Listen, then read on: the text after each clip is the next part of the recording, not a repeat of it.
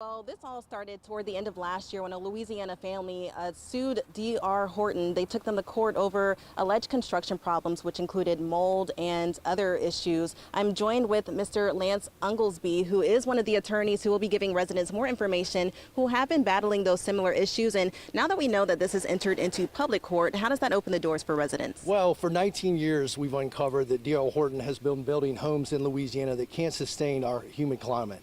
And for far too long, that's been kept a secret. And what we're doing now is we're bringing sunlight to that issue.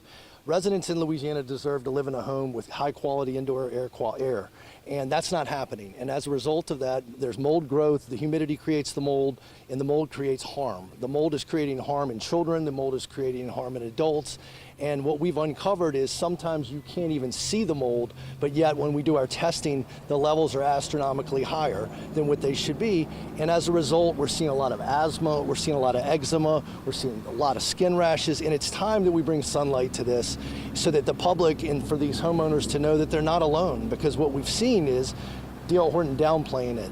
D.R. Horton making that homeowner believe that it's only them that has, that has this issue with their house, and that's not the case. This has been happening from Lake Charles all the way to Slidell. Yes, and speaking of Slidell, we know that a lot of the homes are actually here that they built over in the Lakeshore community. What have you been hearing from homeowners recently? Well, I mean, the same thing. We've been hearing about eczema, we've been hearing about asthma, we've been hearing about high humidity levels.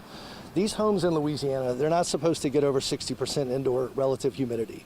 And when they get over 60%, that's what can create the mold. And then when the mold is created, it can get to a level that can cause harm.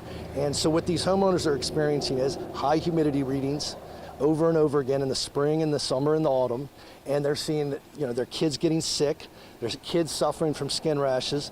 Their exacerbation of asthma or diagnosis of an asthma while they're living there. And so, we're seeing the same thing. The commonality is prolific, and we've tested probably over 100 homes in Slidell. We've mold tested them, and the numbers are really, astounding. And we're looking forward to sharing that data tonight.